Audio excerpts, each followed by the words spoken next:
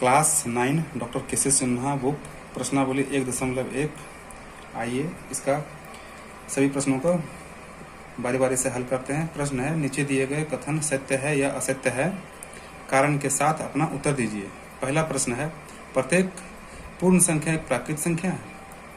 तो इसका उत्तर लिखेंगे, उत्तर इसका हो जाएगा असत्य है। असत्य है, क्या उत्तर होगा? असत्य है। कारण, क्योंकि लिखेंगे क्योंकि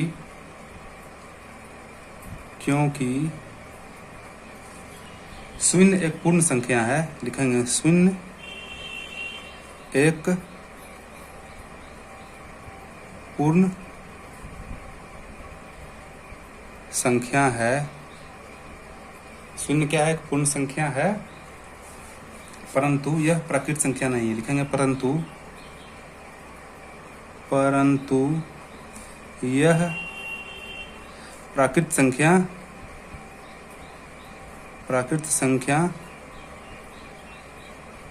नहीं है।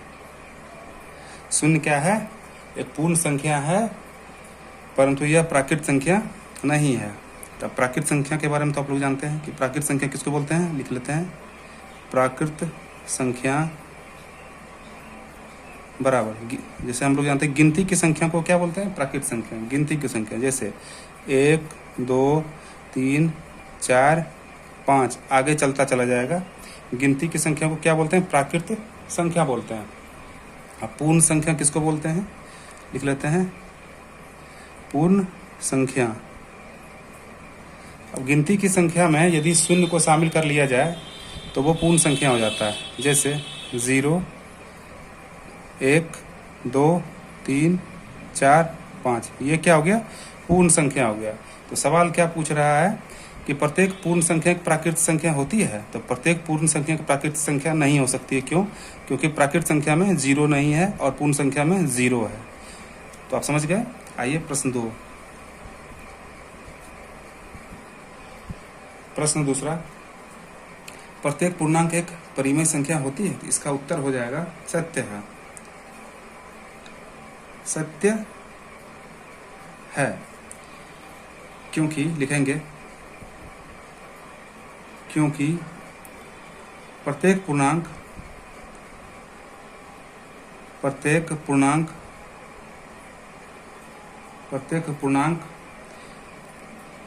बुक में दिया हुआ m, प्रत्येक पूर्णांक m को m बट्टा 1 के रूप में लिखा जा सकता है। आप m की जगह पर कुछ और भी मान सकते हैं। लिखा जा सकता है, इसलिए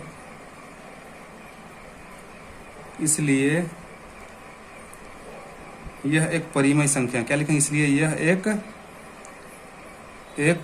परिमेय संख्या है। परिमेय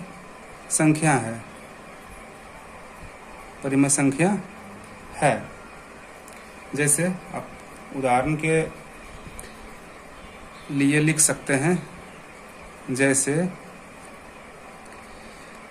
पूर्णांक क्या क्या हो सकता है? पूर्णांक हो सकता है,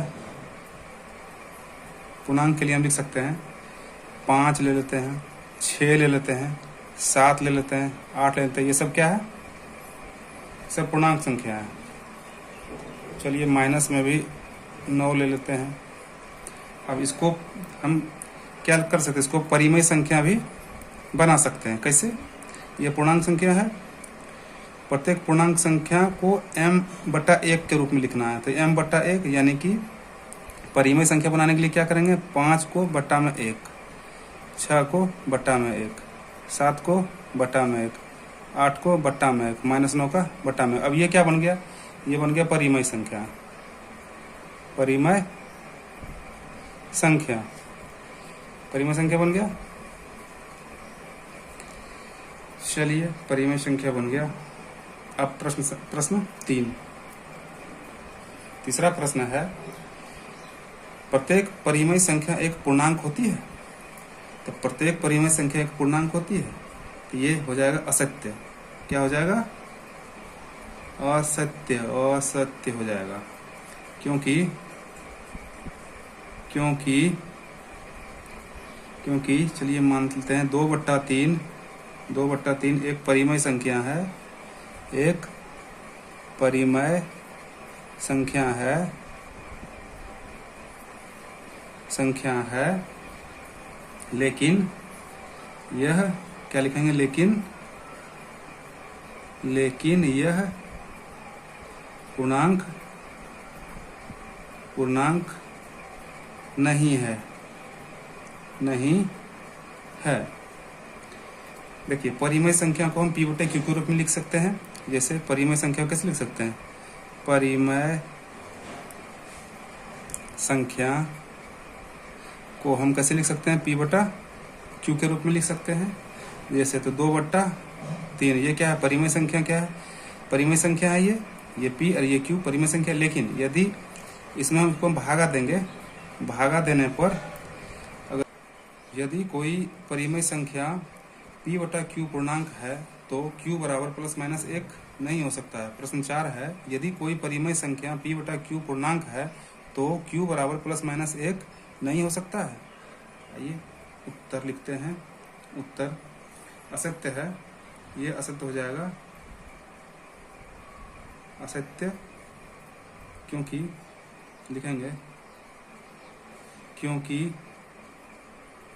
क्योंकि 4/2 एक परिमेय संख्या है, और यदि 4/2 को हम 2 भी लिख सकते हैं, जो कि क्या है?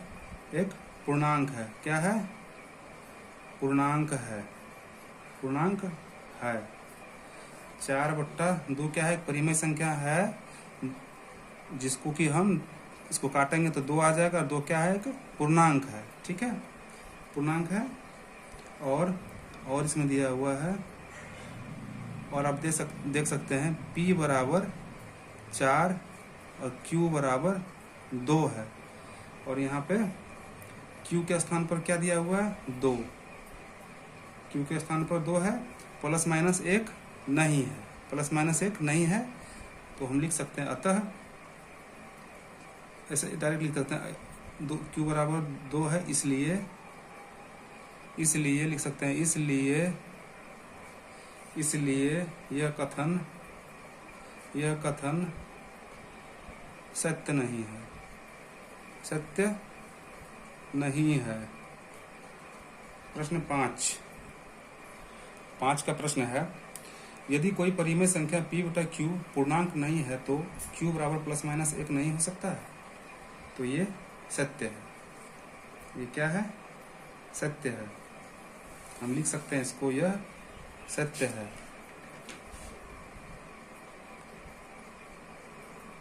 सत्य है, क्योंकि लिखेंगे क्योंकि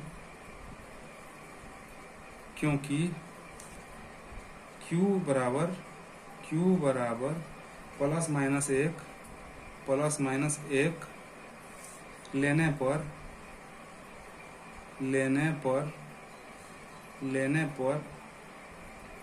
±1 लेने पर क्या हो जाएगा?